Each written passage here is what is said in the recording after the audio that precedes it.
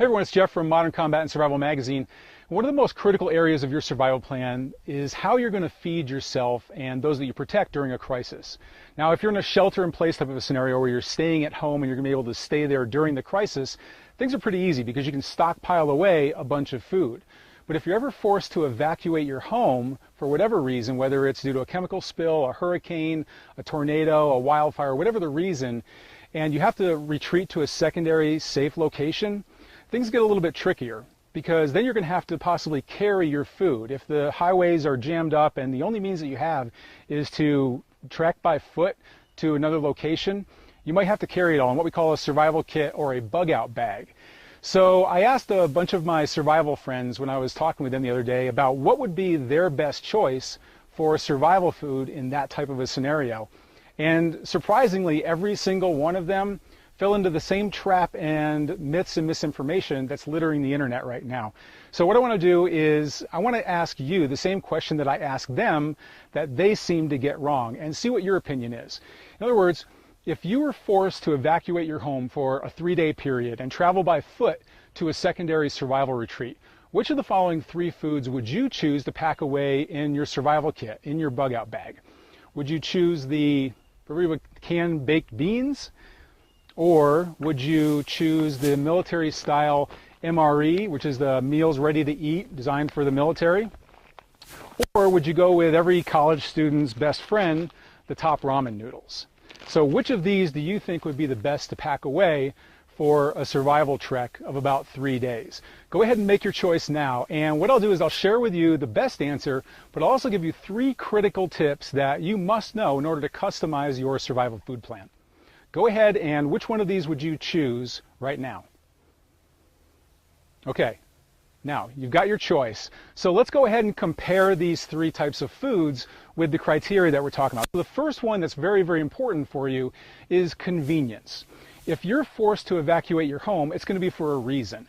It's going to be because there's a wildfire headed your way, or a hurricane has come through or is coming through, or there was a chemical spill. Basically, you have to leave your location because it's no longer safe there anymore. So your goal at that point when you're bugging out is to get from point A to point B as quickly and as safely as you possibly can. So when it comes to convenience, you want foods that you can basically have on the run. Now, as you're going along, because it's a quick extraction, you're not going to be setting up an elaborate campsite. You're not going to have your stove there and all the propane tanks and things like that. So you need food that you can actually maybe even eat on the run. So it needs to be very convenient. When you look at the food that we're comparing here, baked beans, it's pretty simple. Take out your P38 military can opener, open it up, stick in a fork, and you're pretty much all set. You can even eat it on the run, no big deal. So pretty good choice for when it comes to convenience.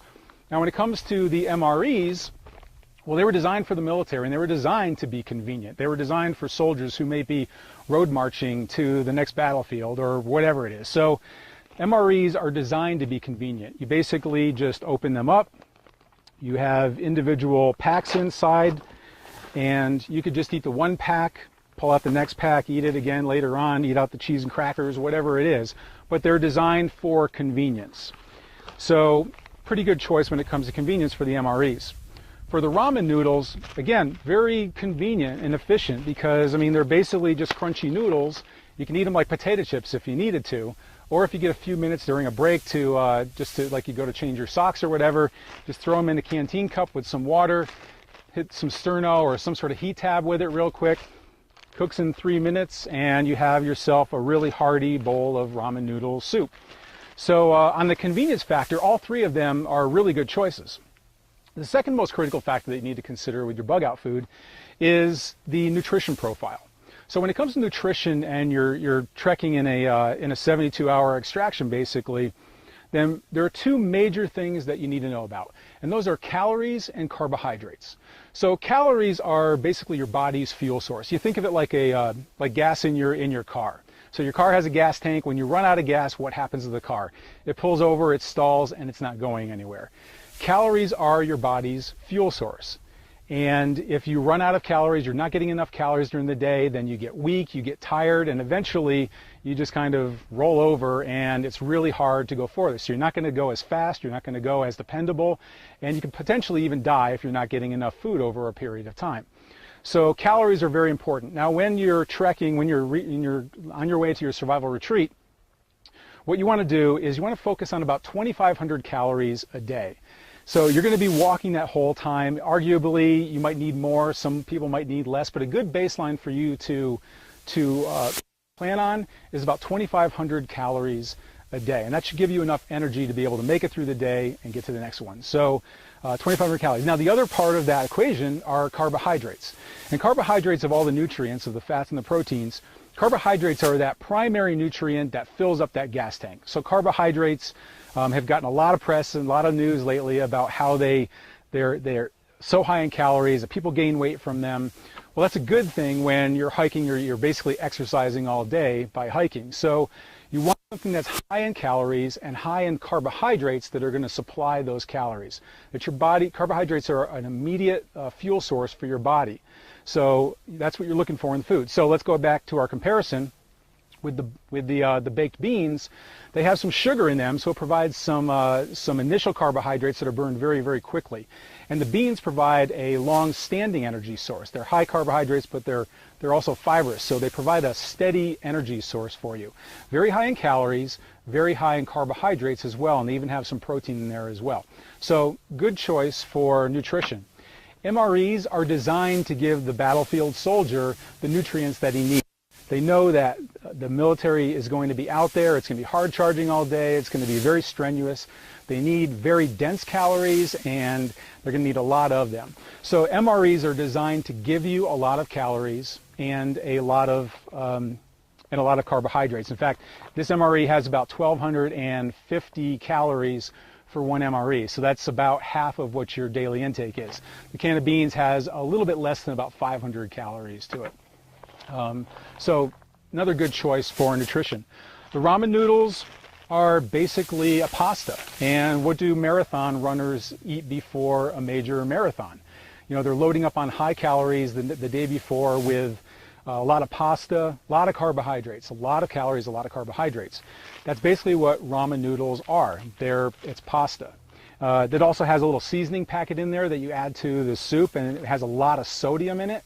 So when you're sweating, like I am now, if you're in a southern location, especially if you're walking all day long, you're going to be sweating a lot. You're going to be losing a lot of body. So the salt in the ramen is actually a really, really good electrolyte replacer as well. So there's about 400 calories in one pan of ramen noodles, about just a little bit less than what one can of beans. So all three of them are actually high in calories, high in carbohydrates. So they're running pretty even right now, but it's the third critical factor that most people get tripped up on. This is the one where you start to really see some difference between the three of them, and that is the size and the weight. Now, let's go ahead and compare these when it comes to size and weight, because whatever you have here is going to have to go inside of your survival bag. So when we look at the baked beans, in order to get your, over 3 days, 2,500 calories a day, it's going to be 7,500 calories total that you're planning on for your survival.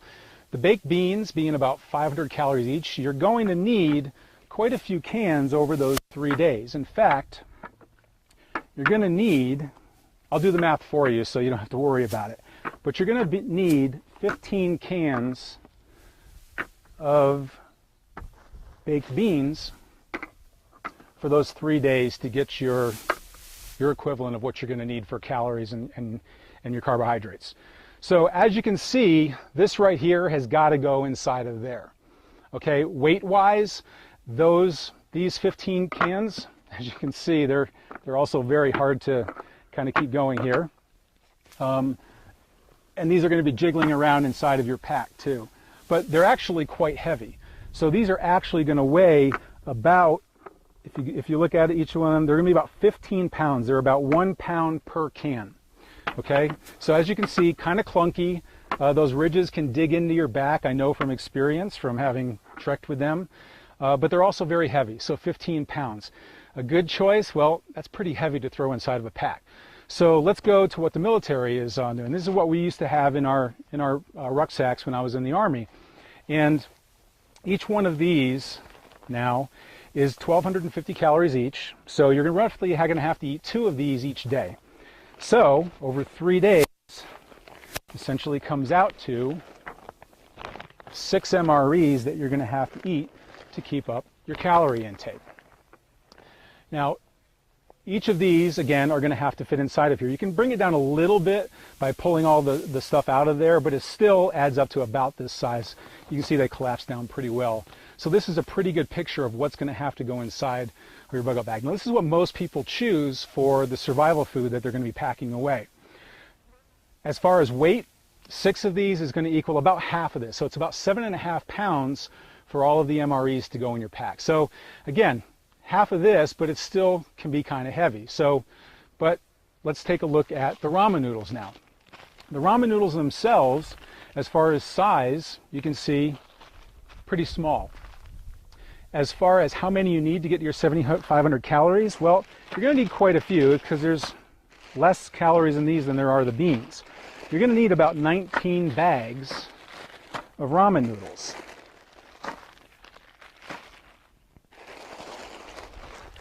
So this is 19 bags of ramen noodles right here. All right. Now, as you can see, it's about the same size as the MREs, except that ramen noodles actually have a secret power to them. Because they are crunchy and they're mostly filled with air, you can crunch these on down pretty far. When you do that, you can put it inside of a little bag, and now you can see we went from this size to just this size. Now, if you take all 19 of these and you add up the weight of them, it's only a little over 3 pounds. It's about 3.5 pounds. So it's less than half of what all the MREs are, and it's a quarter of what it would take for all of the beans. Now you can even take this down even further by taking all of these, crunching them up, and putting them inside of a big bag. Now you can mix all the flavors, you can crunch all up the same flavor, it doesn't really matter. But you can basically, this is 19 bags of ramen noodles right here. Now when you compare that to an MRE, it's not far off from the size of just one MRE. Yet this is 3 days worth of food, and this is half a day's worth of food. 8 of all of these together. So as you can see, the clear winner in all of this is really good old ramen noodles. And they're pretty inexpensive also. While this was over $100 for all these MREs, all of these ramen noodles were only, they were less than $5. So you can see in all areas, the ramen noodle pretty much comes out the winner when it comes to survival food. And, you know, what people forget is that what you pack, you have to also carry. And this happens with all of your survival gear. And it serves as one of the foundations for our Extreme Bug Out Bag program, because people forget that the gear that you use, the food that you put away, the water, everything, it might seem really light when you put it on in your living room, but as soon as you start walking, it gets heavier and heavier and heavier. 3 days of carrying something, you're going to find out what's critical and what's not critical. And again, this applies to all of your gear, not just food. Food is just a part of it. Now, you can find list after list online of bug out bag equipment, survival kit equipment. And unfortunately, most of what you're going to find in the forums and everywhere else is going to be a lot of myths, misinformation, and outright lies about what it takes to really pack away inside of your survival kit. So you have to be very careful about those lists. They're really not, mostly not essential gear, or they weigh too much, or they're just not practical in a real survival scenario. The real secret to an evacuation is packing ultra light, but still using the same critical gear that you need for all sorts of scenarios that you might pop up against. So weather is one thing, food and water requirements, injuries that you might have along the way, even defending against other people that are caught up in the same crisis you are, whether it's looters, whether it's beggars, or whether it's riots that are happening as a part of the social chaos. Food is only part of the equation. There are other gear considerations that we talk about in the Extreme Bug Out Bag program that also help you determine what's the most critical, but will also help get you from point A to point B safely with you and your family. So the first step here is, do you even have a bug out bag? If you don't have a bug out bag, what are you waiting for? Disasters do not give a warning all the time. You never know when an accident is going to happen with a chemical spill. You never know when a wildfire is going to start. You never know when disaster is going to strike, and it could happen tomorrow.